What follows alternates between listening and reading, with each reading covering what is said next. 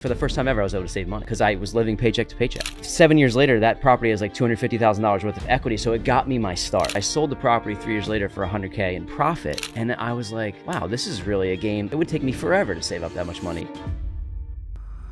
I think in the beginning, people are too afraid. They're not only afraid to invest in real estate because they're putting their financial backing into a deal, hoping it gives them a return, and if they lose it all, then they feel like I'm in ruin. We know that 90% of millionaires become wealthy through or have some sort of real estate in their portfolio. 90% of all millionaires on the planet either made their money in real estate or invested in real estate. There you go. So we're like, let's not recreate the wheel. Let's study the game, then pick a strategy and just try it. Welcome to another edition of Lifetime Cash Flow through Real Estate Investing. I'm Rod Khleif, and I am freaking thrilled that you're here.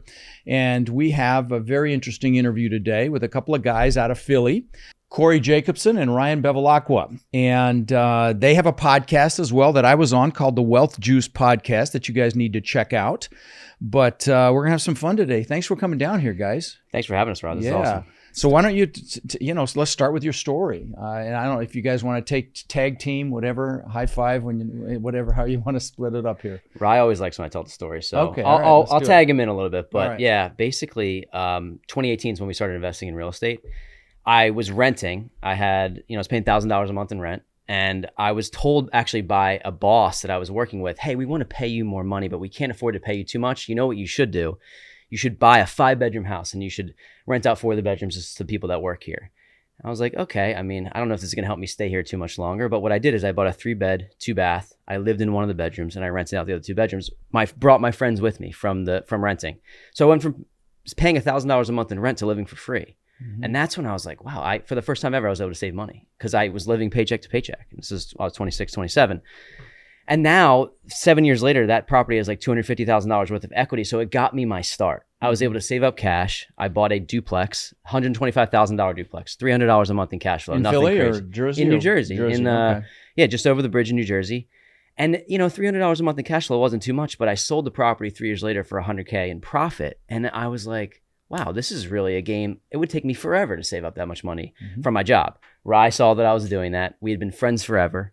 We went to college together. I knew there was some synergy. I didn't know how, but he was like, let's do this thing together. Let's buy real estate together. 2020, we started our podcast, social media, and we started buying small duplexes and single family in New Jersey together.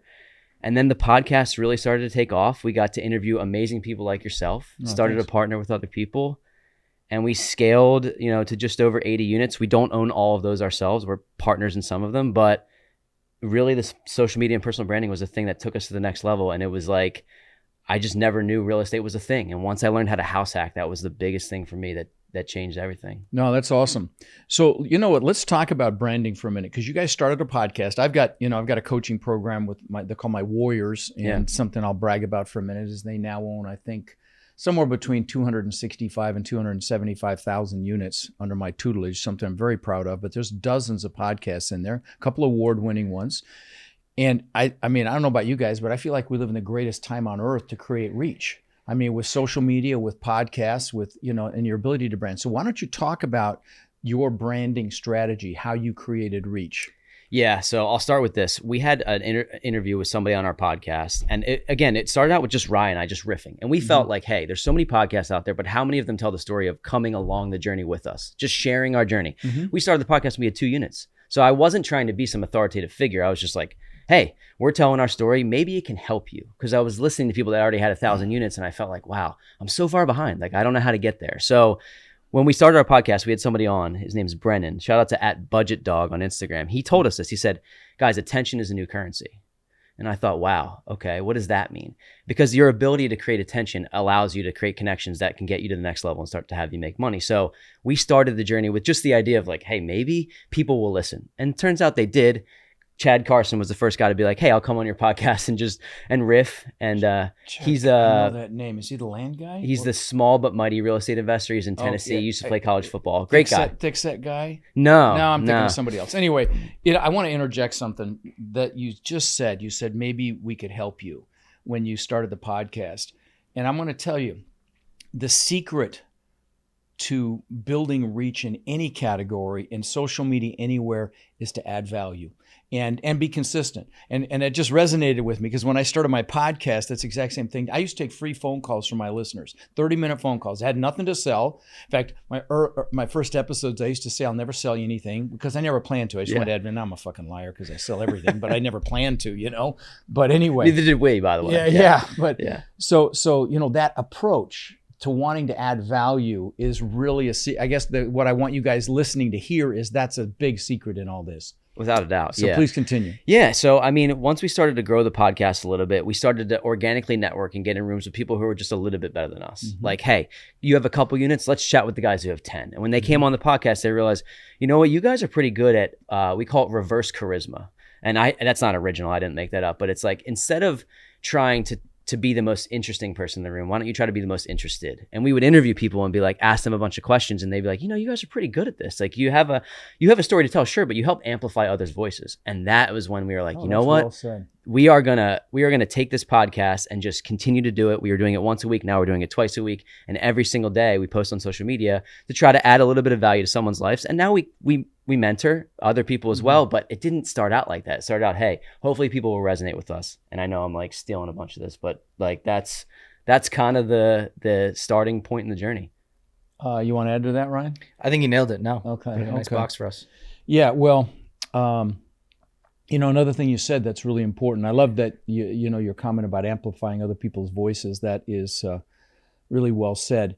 But you got in rooms of people that were further ahead than you were. You want to be around people that think what you think is hard is easy. You know, that's the secret to success. And you know, that's why, you know, coaching programs work well. My coaching program works so well. I used to have a mastermind. It was the largest of its type for multifamily. It's about, I don't know, 40, 50 billion in assets in there because I wanted to be around people that thought what I thought was hard was easy, you know? So you built a podcast. I know that, you went from single family to small multifamily. You want to talk about that, why that transition? Yeah. So Ryan and I were buying properties 50-50. We would literally save up our own cash, deploy it, save up our own cash, deploy it. And to go back to what you said about like having our problems we thought they were big. Like when a tenant wouldn't pay rent, I was like, oh my God, what do I do? I remember, Rod, the first property I bought, it was raining inside my property day one. Like through the windows, I got a text on a flip phone from a tenant, and I was like, this is the worst mistake I've ever made in my life. Like, I cannot believe I did this. And then I realized I made one phone call to somebody who I'd met, and he's like, this isn't a problem. I have hundreds of units. This happens all the time. It's $1,200 and we fix the window. And I'm like, replace the window or a tube of caulking. One of the two. Exactly. Right? Okay. So that was when I realized, like, getting in the rooms with people who were, their problems were like, this is not a problem. So we started to buy small, single family, a little multifamily. And what we realized is that we could actually get into larger deals by partnering with people, being the marketing arm, being the investor relations, helping them underwrite deals when they were the operators that were on the ground. And that was how we decided, hey, we can actually buy an 18 unit, we can buy a 10 unit, and we don't have to be the sole owner of this property and bring $700,000 or $1 million to the table of our own money because we didn't have it. So we were able to create relationships, build a base. People started to know, like, and trust us. And then we were able to get into larger deals while still actively participating in the deal, obviously, and managing it at some level. And then that's when things started to grow for us. But it was all through connections that we made on the podcast. And what we realized is that our properties that were 30 minutes away, that we were self-managing, once we switched over to property management, we weren't really going to these properties. So I was thinking, what's the difference in managing a property through a property manager that's 30 minutes away? Could I do it 2 hours away? Could I do it on a plane ride away? And what we realized is that once we built the teams in the right areas, we were able to, start to partner with people and not have to show up and be the guy who's fixing and getting calls at 2 a.m. Because that's why people don't want to get into real estate. They don't want to take the maintenance calls at 2 a.m. And we realized, you don't have to do it if you do it the right way. And that was a big shift for us. So did you go to other states, or where are you at? Yeah. So we started out in Philadelphia and South Jersey, which by the way, you can still buy deals there. I recommend it if you're like local to that area, and we love it. And we have a network there. But then I turned that $100,000 profit from that one small $125,000 duplex. I met my now fiance. She loved Tampa. I went down to Tampa and I was like, it'd be so cool to have a short-term rental here. Like, I can come down and visit it when I want.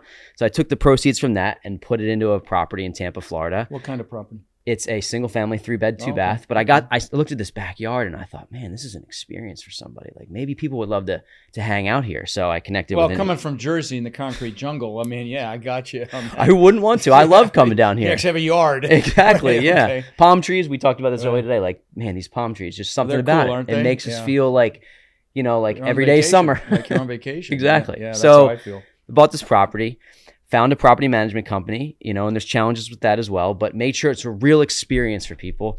So what'd you do to make it an experience? So we're talking Airbnb now, guys. And I know that Airbnb's taken a hit. It is, And yeah. how I know that is because my brother has some cabins up in the Blue Ridge Mountains of Georgia. He had to sell a couple because they weren't leasing.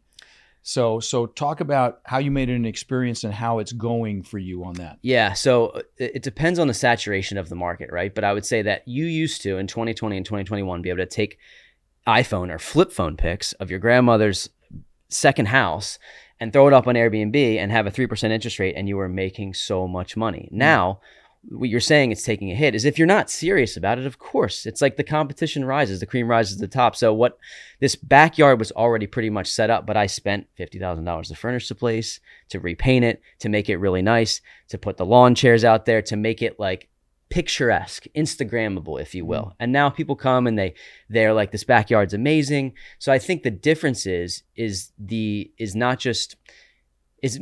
making it the actual experience for somebody and having the management be a 5-star hotel, because you're the front desk of a hotel. If you think about this at a long-term rental, if you have a maintenance problem, you can wait 3 days to get somebody in there. But at a short-term rental, they have towels at the front desk of a hotel. So you got to bring the experience and you have to bring the service.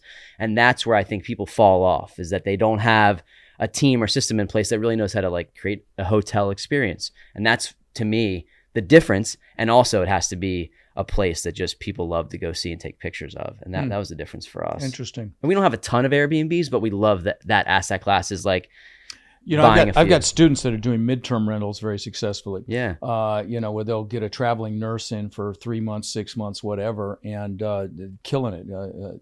So that's another strategy in that vein. So you did some Airbnb. You've done some small multifamily. Are you in any other asset classes? No, that's it. And That's you it. mentioned Okay. small multifamily. I'll let you jump in here too. But like that 10 unit that we recently bought, that midterm rental was the exact strategy. It's in really? Quechee, Vermont. It's in like a B+ A- area. We met this operator that we essentially dated for 2 years through our podcast, and he said, "Guys, there's this property here. I want you to help us underwrite it. But what the process that we're going to go through is, hey, a 2-bed, 1-bath in this area would rent for $2,100, but we're 15 minutes from Dartmouth Health." So what we're going to do is we're going to go direct to the healthcare system, and their stipends for 2-bed, 1-baths are $3,000. So we're going to put 6 of the 10 units are going to be midterm rentals. We're going to manage it a little bit differently. We're going to furnish the property, and then they're going to be able to come there and rent for 16 weeks or 9 weeks or whatever. And you're going to get a 50% increase in the rents. And that was that midterm rental. If you're getting into real estate now in 2025, there's a lot of people out there teaching specifically this, but midterm rentals, I think, are huge because there's no regulations around the 30-day stay. And that's huge, where regulations in Dallas. Over a 30-day stay. Yes. Under 30 days is where the hotel lobby gets involved and screws up Airbnb. Exactly. We have that here in Sarasota. Okay. That's awesome. So, talk about when you first got going here, particularly into a larger deal besides a house. Talk about the implications of the first deal. Talk about, because I see it with my students all the time. That first deal, it takes the longest. It's the most stressful. It's the scariest. And I'm kicking them in the ass. You go do it. Just go do it. 3, 4, 5, 6, 7 months later, they get one. And then a month after that, they've got 3. I'm like, what the hell just happened? So what's your experience? Yeah, I would say I took 2 years to get my first deal because I was in analysis paralysis. I didn't know what to do. I didn't know what to look at.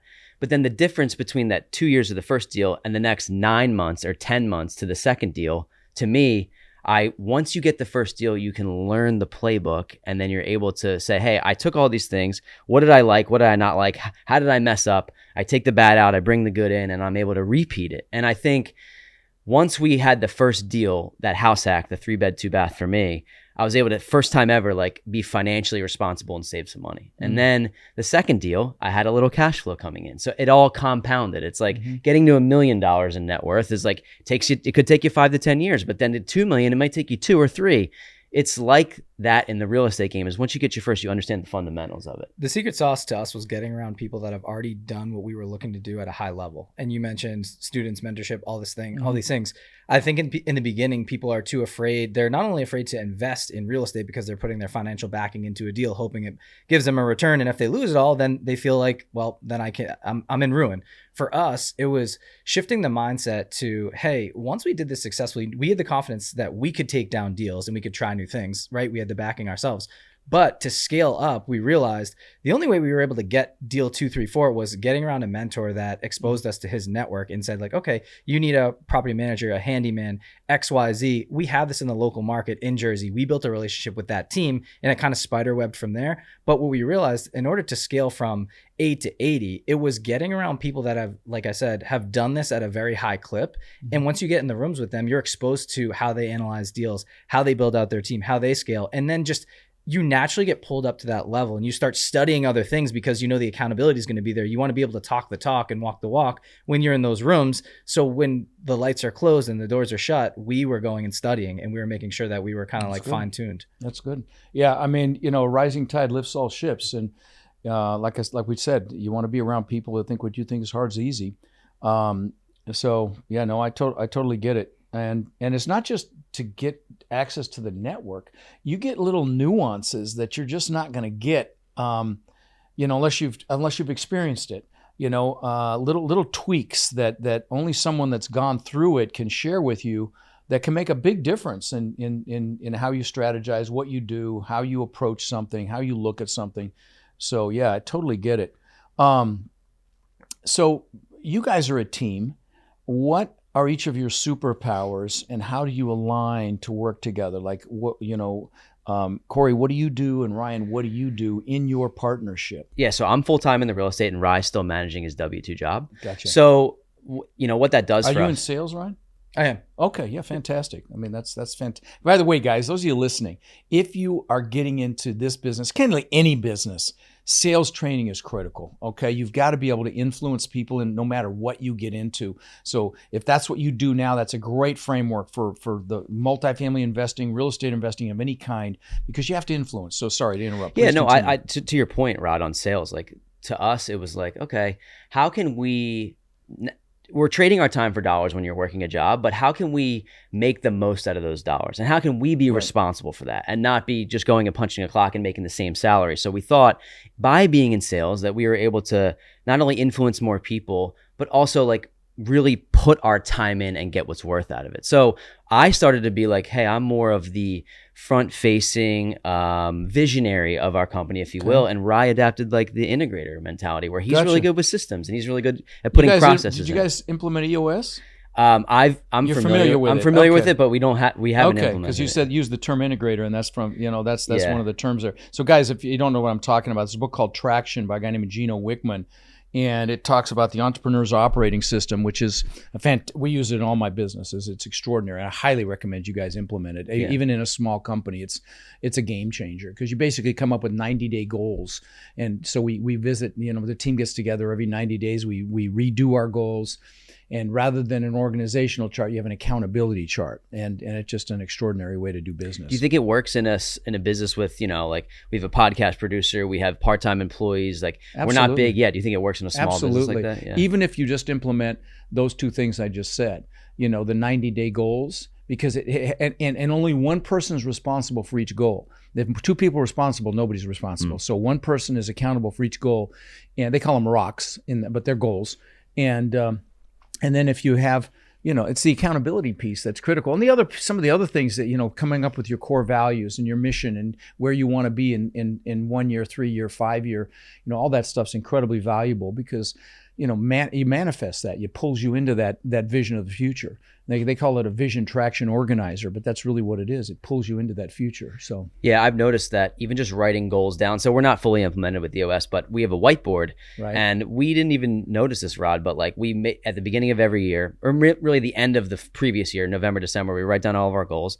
and it's sitting on a whiteboard, and it's just sitting in front of me. And it's not like I'm actively checking things off. It's in your subconscious. But it is. Yeah. And the other day I looked at it and I was thinking about 2024. And I was like, wow, here, 2024 goals. I'm looking at all of them and they were all done. I didn't even check them off because I didn't look at the board, but they were all done. And having that vision, if you will, and setting SMART goals, which is something that we've talked about, but like just having it there, like you mentioned in your subconscious, it really does work putting it on paper. That's it. It's it. I want to interject something. Well, go ahead. You first. I just have one thing to piggyback off that. We talk about, he mentioned SMART goals, but also vision casting, which is essentially like mapping out your 3, 5, 10-year plan and visualizing where you want to be, but then also writing a statement as if you're already there. You already got it.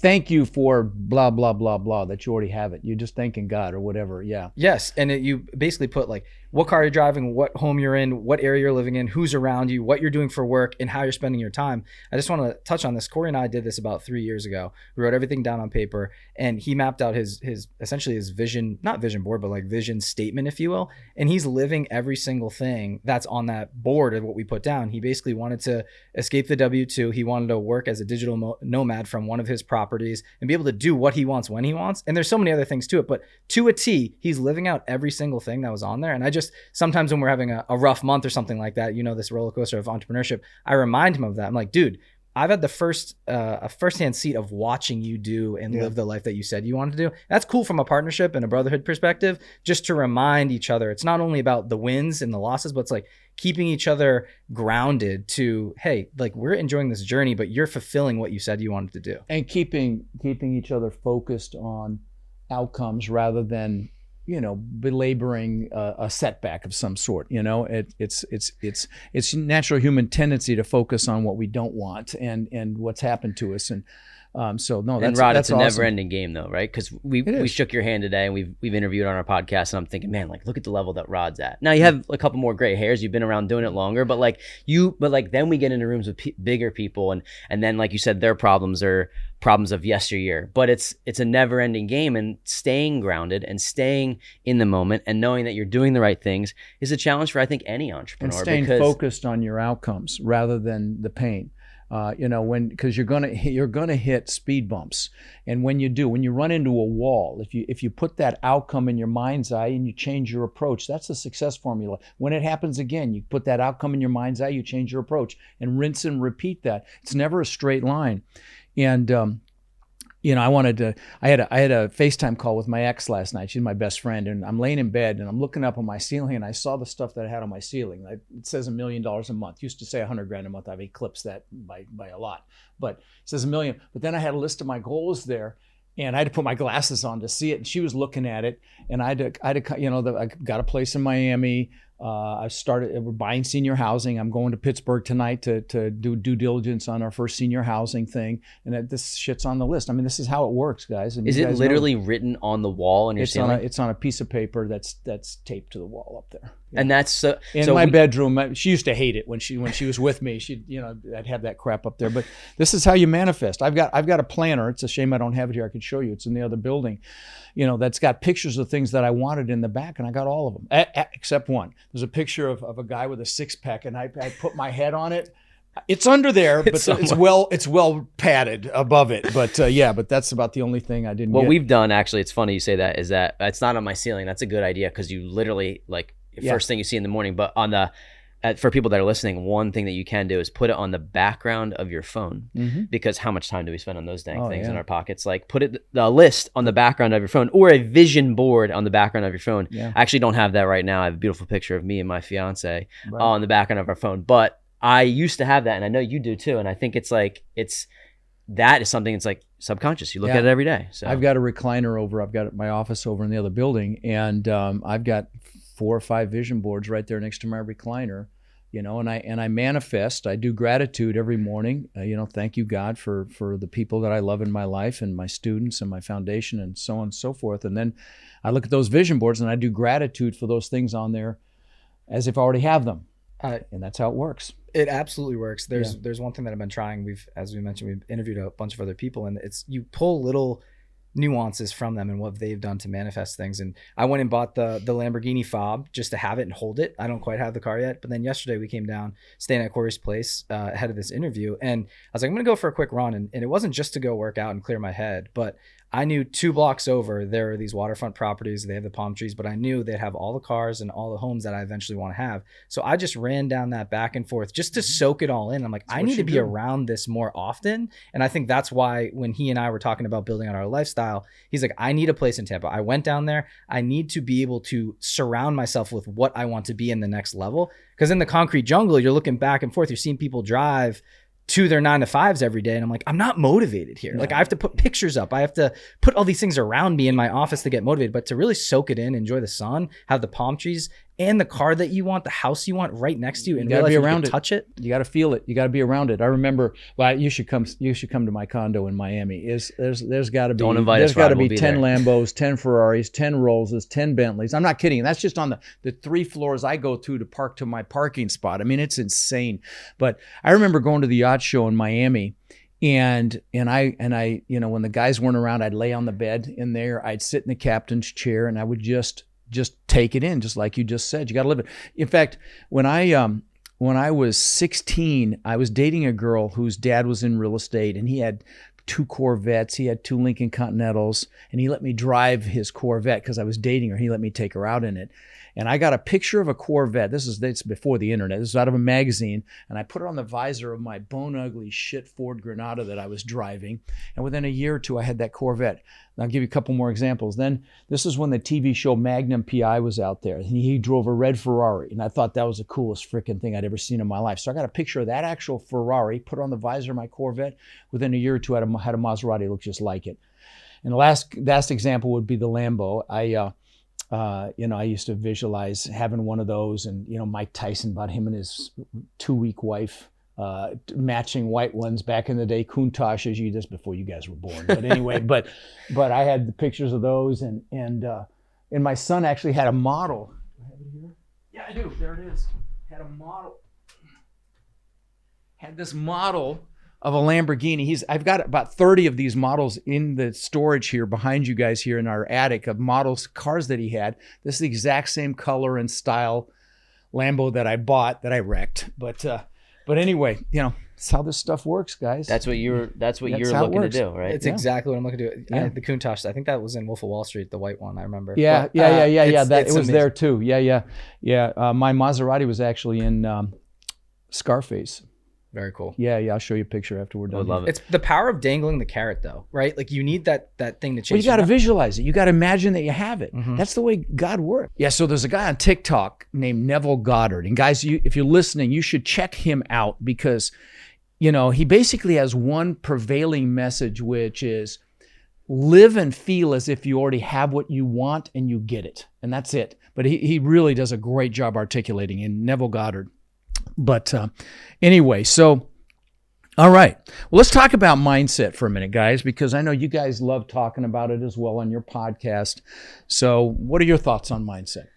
Yeah, I think the biggest battle in life lies between your ears. Mhm. And you can make excuses or you can make things happen. And so getting into mindset for us, I think originally you kind of think when you get into the game of really the next level of life, it's rah-rah. And it's hard in the beginning to wrap your head or wrap your mind around mindset. You're like, listen, I'll figure that out, when I'm in the game. But for us going back, every single piece of success we've ever had came from mindset. Once again, the power of manifestation that you said, getting around the right people and being around the minds that are doing the things you want to do. Those have elevated us to that level. So we dial in on this a lot. We mentioned the power of manifestation, putting these little things around us on a daily basis to remind us of what we want to be and what we want to do.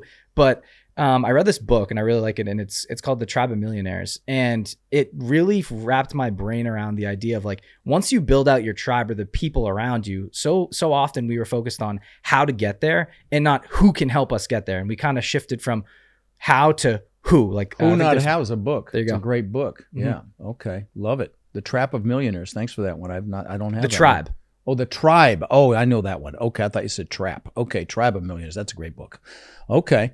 Yeah. People do think it's all woo woo and rah rah. And I get shit about that all the time because I spent 20 years with Tony Robbins. I was on his team for 8 years, and I incorporate a ton of the stuff that I learned, and he's brilliant. He's the best in the world at it. And like I'll do a goal setting workshop at one of my boot camps, and occasionally I'll see a guy that's just kind of sitting there fucking around thinking it's a waste of time. And I'm like, you're a dumbass, because this is the secret. This is 80 to 90% of it.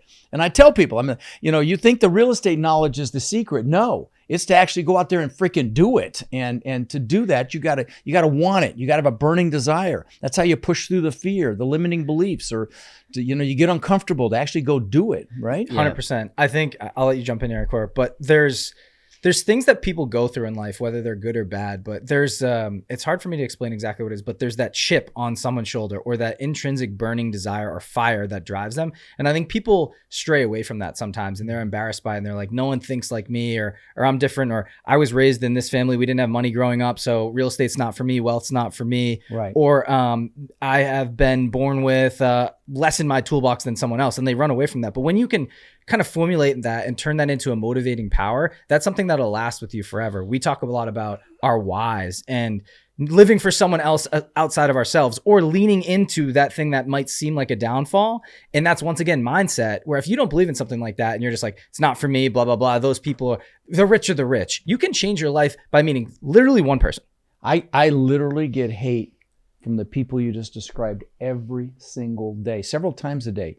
Sometimes I get sucked into it and I try to kick them in the nuts and, come on, dude, they're feeling sorry for themselves. No one should own 800 houses. I'm like, okay, like you're the reason I can't buy a house. Yeah, really? Okay. I get so much hate like that, and it's so sad, candidly, because they're locking themselves into their own pity party, and so it really is sad. And so what you just said, to turn that around and use that to motivate your ass to go do something. Because anybody can create wealth. They just got to go do it. Once you see that it's possible for yourself, I think that's why we go back to the first deal for us. Because, you're reading the books, you're listening to the podcasts, you're watching all the seminars and all these things.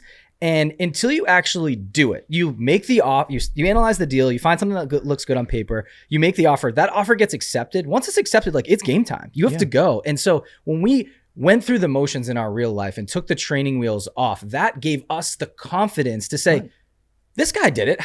Why can't I do it? And so you see these people, it goes back to one of our inception stories here. We haven't talked about it yet, but what really motivated us to get into real estate, we would come back from our 9-to-5s. Corey and I lived together at the time. And we would always talk about, like, we see all the amazing cars driving by, but what really changed our mindset was this game of wealth. We had this gentleman, he was probably in his mid-30s. We were in our 20s at the time, kind of a goofy guy, coming in, he collected our rent check. I'm like, this guy owns the property? We're paying this guy? He's not smarter than us. Like, what did he do? So then we decided, hey, dude, let's study the game. We know that 90% of millionaires become wealthy through or have some sort of real estate in their portfolio. 90% of all millionaires on the planet either made their money in real estate or invested in real estate. There you go. So we're like, let's not recreate the wheel. Let's study the game, then pick a strategy and just try it. There came the house hack, the duplex, and then we scaled up to the multi from there. But it was going through and seeing, if one person can do this, why can't I do this? It's possible. And I think that's like going to meeting your heroes, right? They say never meet your heroes, because when you meet them, they're just a human being. Like Corey and I have,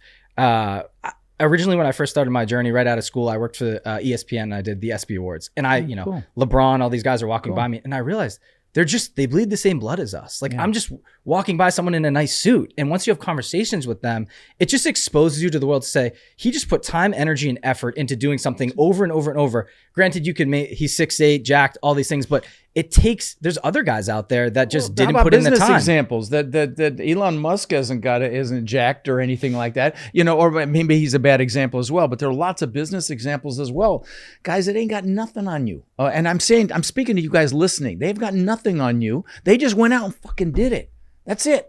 And so, my catchphrase is massive freaking action. My most successful students aren't the smartest. They're not the ones that live in the biggest cities. They're not the ones that started with the most money. They're the ones that just went and did it. That's it. That's the secret. And they push through the fear, which is why, again, I always start with goal setting, because you got to have enough juice to push through that fear. Or maybe you got limiting beliefs, like, I got picked on in school and I felt like I wasn't good enough. And that pushed me to prove that I was good enough. Or there's a lot of people that are just comfortable. And And that comfort zone's a nice warm place, and nothing freaking grows there. I have one more thing that I want to say. And Yeah. it's another piece to this mindset game, but the world is not that competitive, and it is in a way until you get to a certain point. And what I mean by that is people will start something and do it for a year or two max. And then they give up, they get lazy, adversity hits, and they stop. If you can commit to doing something for 5, 10, 20 years, everyone else will fall off. Success is inevitable. You commit to doing something even for 5 years, success is inevitable. It's done. It's done. But you got to commit to it. And I'm not saying dabble in it. I mean, freaking do it. Success is a foregone conclusion. Yeah, and Rod, you mentioned about getting around people that are doing things that you want to do. Right. This sparked a thought for me here. Like, what's the best way? Let's say you don't think you can provide any value, or you don't know what value you can provide. One of the things that I did in the very beginning, this is a little bit of a different field, but I went and I offered to coach for free, not coach basketball. This is like, so I have a passion to coach basketball. Cool. And I coached high school basketball for free because I wanted to get around people that were really good at coaching. It just so happens that the coach that I was coaching with, the head coach, owned a multi-million-dollar company. And then I learned from him the ways that he treated people, ran business. So if you're out there and you're thinking like, what value do I have to offer? Go work for free. That's it. That's a great suggestion. Yeah. I mean, I get asked all the time, can I come work with you? Can I mentor? Yeah. And it have to be the right timing. Yeah. For you, Yeah. Right? Well, I mean, unfortunately, most of the time I don't have any bandwidth to help somebody, but on that kind of a level, but, that's to be said though. My students all have my cell phone number and can get me anytime, and they do. But you just gotta, again, it starts with wanting it. It starts with creating what Napoleon Hill in his book Think and Grow Rich calls a burning desire. You gotta want it, and that's how you push through and make all these things happen. And and most people haven't got nothing on you except they build their competence. It starts with competence, okay? Now you can do that through, if it's multifamily, get your ass to one of my boot camps, but whatever it is, learn what it is as best you can. YouTube University, whatever. Go, learn what it is you want to, your vehicle that you're going to use to capitalize on what's happening, and then that competence equates to confidence. And get around people that are doing it. That's the biggest thing. You mentioned confidence. This is a big thing for me. I have a tattooed on my leg. It says, keep your promises. And I learned this from, I don't know Ed Milet, but I learned it from Ed Milet. And that's one of his famous quotes where he says, if you keep the promises that you make to yourself, those are the most that important ones. you learn to self-trust. And once you learn to self-trust, you're not so concerned about the opinions of other people because you trust yourself. So if you can get up and go to the gym, or if you can get up and make those phone calls that you said you were going to do, if you do all the things that you say you're going to do, then you're able to not really care about what other people think of you. And that's what confidence comes from for us. Yeah, it's interesting. I used to be horribly afraid of rejection, and I got picked on in school, got my ass kicked regularly, and didn't know how to fight back yet. And then I had this girl embarrass me on the playground that I had a crush on. She embarrassed me in front of a bunch of kids, and I came up with this belief system that I wasn't good enough, and I'd be afraid to raise my hand in front of 10 kids in a classroom, and now I speak in front of thousands at a time in my freaking flip-flops. But when you realize that people really don't care that much about you. They care about themselves. And so many people are afraid of what other people think. And it was really hard for me to come to that realization that, become free from the opinion of others, and success comes much faster and easier. You agree with that? 100%. That's hard to do though. Yeah, it is hard to do. It takes time. It does. It takes time. And I think it comes with just taking massive action, like you said. Like if you're starting out, one thing that I would have said to myself, like when I was way younger, 18-year-old self, is just try a bunch of shit. Just try as much stuff as you can, because you're never gonna know if you're good at something if you don't give it a shot, and then or if you like it. Because when you love what you do, work is freaking play. I mean, Exactly. I love this shit. I mean, I do this when I'm sick. Exactly. So the only way you're gonna figure out what you love is to try different things. I love that you said that. Yeah, just try and try it and try again and try something else, and then you'll meet opportunities at different forks in the road that will push you in different directions, and eventually you'll find your thing. And even if you think that hey, that maybe I can't make as much money there, if you love it, you'll make money at it because you'll be good at it. And I think probably one of the biggest pieces of that is to have curiosity. Curiosity, I think, is one of the best qualities a person can have, and the best one you can teach your kids when you two have kids. Seriously. I have a kid, and that's I mean, she's only 2, but it's instilling these things young. And I think one of the things for us, like Corey and I are naturally curious people, and that's why we've had so much success with our podcast. Like, every time we have on an all-star guest, someone like you, I want to know how you got to your level of success, what steps you took, and then I build those nuances, right? And I take a little piece of your puzzle and implement it into my life. That's the secret right there. That's the secret. You take these little nuggets from people, and they have sometimes some amazing nuggets, and you implement them into your life. And at some point, you've got all of these things that you've implemented. Again, success is inevitable. I want to say something to you with your 2-year-old. Have you seen those videos where a parent has a child stand in front of a mirror and say, "You're amazing, you're great, you are loved, you're beautiful"? I would encourage you to do that. You do? We actually do it. Fantastic. And we have this standing mirror in our bedroom, and that's every morning when we get her dressed, we go take a look at yourself. She goes, "I'm so pretty." And like that's it. That builds the confidence, and confidence is the freaking secret sauce. 100%. Yeah. It's funny how you can just watch the minds mold so young as a kid, but she's so charismatic. It's her personality too, but we reinforce it and we let her be her unique self and all that. And I know it'll carry on. There's a new journey every single day. And I'm not afraid to fail either. You know, I met Sarah Blakely, the billionaire owner of Spanx, and her and Jesse Itzler at a conference. And she told me that her dad used to ask her, literally on a weekly, her and her brother on a weekly basis, "What have you failed at this week?"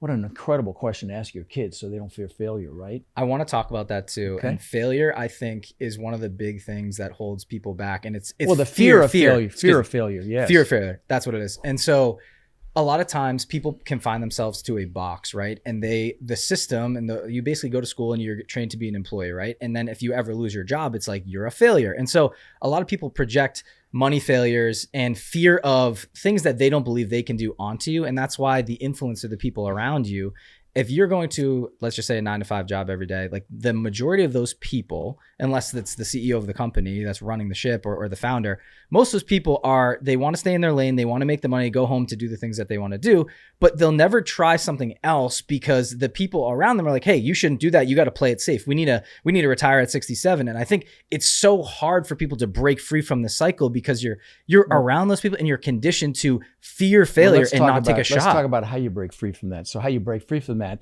is you get around people that want more out of life, okay? Because most people default to a peer group they work with or they went to school with. And those people have their own limiting beliefs, their own fears, their own box of the world. Or maybe they don't want to lose you. Maybe they don't want to feel like a failure if you succeed. And they will hold you, and sometimes it's family.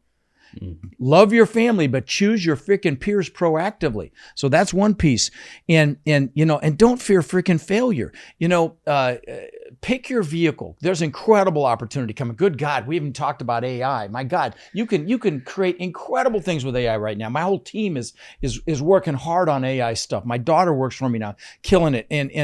And so, don't fear failure, fear regret. Fear being in the same freaking place you are right now a year or two from now. That's what you want to fear. I call my failure seminars, right? That was a $50 million seminar in 08 and 09. But I've built 29 businesses so far in my career, several worth tens of millions of dollars. Most were spectacular flaming freaking seminars.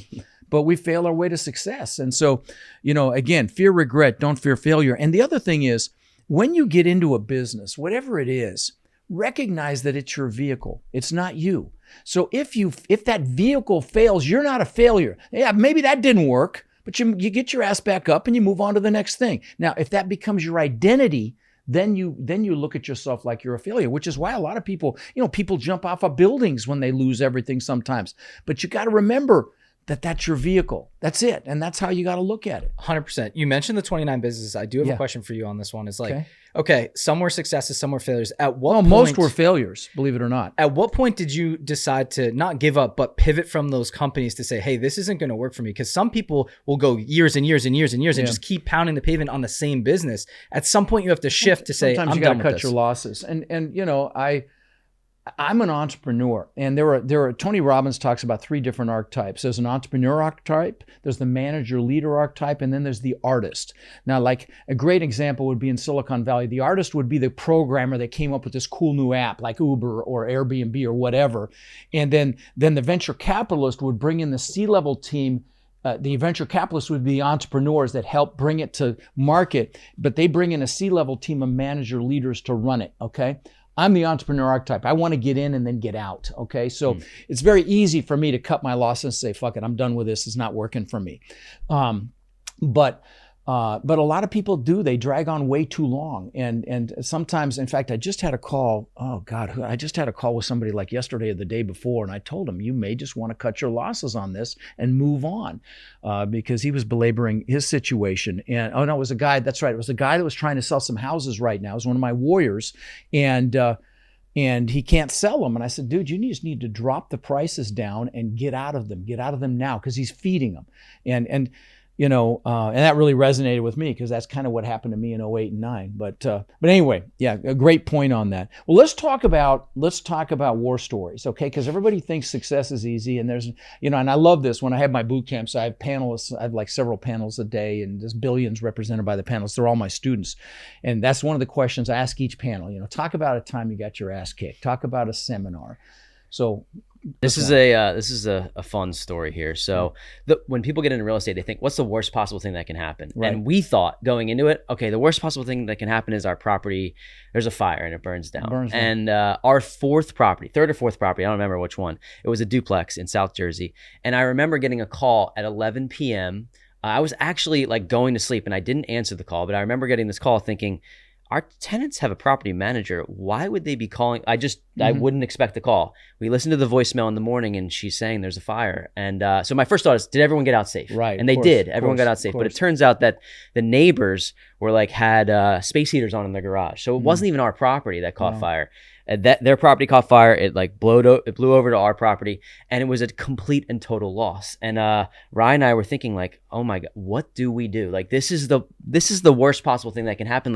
What mistake could we have made? How could we have prevented this? Turns out sometimes you just can't prevent it. So we had a property burned down, and here's the value of having somebody in your corner is that we were able to go and talk to people that have had this experience before. This is what you do. This is what you document. This is who you talk to. You get a public adjuster. You do. Exactly. And I met the public adjuster there. I was like, what do you think? And I went through it with extreme intention to know that, hey, if I make some mistakes here, it could cost us. So I went there, and it turns out it was a total loss, and we got an insurance, insurance covered it. And that's why you have to have the proper insurance person in your back pocket. But we had people that were telling us what to do, how to do it.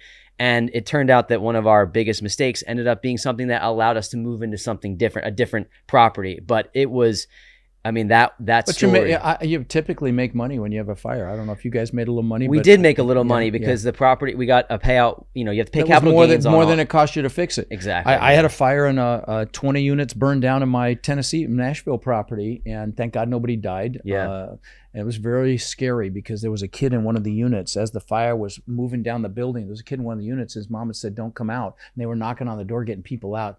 Thank God the kid walked out. And no one got hurt? No, a woman jumped out of a third floor window and hurt her knees, and she tried to sue us, but we didn't cause the fire, so we're not liable. But I'll tell you a funny story, because I used to make a lot of money if a place burned down, if I had a fire. Back in the day when I had 500 houses in Denver, I had several fires, all tenant caused. But my ex-wife, not Tiffy, the one prior to Tiffy, would hear me on the phone say, "Oh my God, oh, did anybody get hurt? Oh, thank God nobody's hurt." And then she'd hear me get off the phone. I'd be like, "Yeah, baby," because I knew I was going to make money. Because we'd fix the place up. I had contractors and stuff. We'd fix it up. I made money every single time it happened. And thank God and knock on wood, never had anybody get hurt. Thank God. But we had a tornado in 101 unit asset we have in a suburb of Dayton, Ohio. Literally 3 months or 4 months. Don't quote me on this, but a few months after we bought it, tornado hit it and freaking destroyed it. All 101 families had to move. And we did really well on that one too. Well, I think it's important to know, to make sure that because you got to have good insurance. Bottom line, that's you got to have good insurance, and you got to keep up with everything in your property. If you're a landlord, you have to be a good landlord, because you don't want anyone to point to something you don't want to be liable. Yeah, exactly. And you got to make sure your fire stuff is up to speed. Your your fire extinguishers are the right dates. Yep. And most municipalities will do fire inspections annually to make sure that stuff's right. But good property management company will check your smoke detectors. They'll check your fire extinguishers. They'll, just make sure the trip hazards are taken care of. And and our tenant was Section 8, so we would have inspections every year to make sure it was up to the standard that Section 8 allowed. So everything was. Actually, it's funny. You mentioned the seminars. We had replaced the floors in that property for $9,000 1 month before the fire. So we lost out on that. We ended up making more money, but it's like, you just have to expect that the hits are going to come in this game. You just have to. The good thing about our business, guys, and this, is a check fixes damn near anything. That's the good thing. In some businesses, you don't have that luxury. In our business, pretty much a check will fix most things. And, when you have that mindset, it makes it less scary and painful when you think about things. But you got to have enough money to write the checks. Yeah. And that's why you don't dabble in this business, and you raise enough money to make sure you're going to cover any eventualities when you buy an asset, Yeah. So, like we're buying the senior housing facility in Pittsburgh, and we've got a significant cushion because, we're raising enough money that things could go really bad and we'll still be fine. Things aren't going to go bad. We've got an incredible operator, but yeah. So you guys are obviously into mindset and psychology. What are your whys? This is a good one.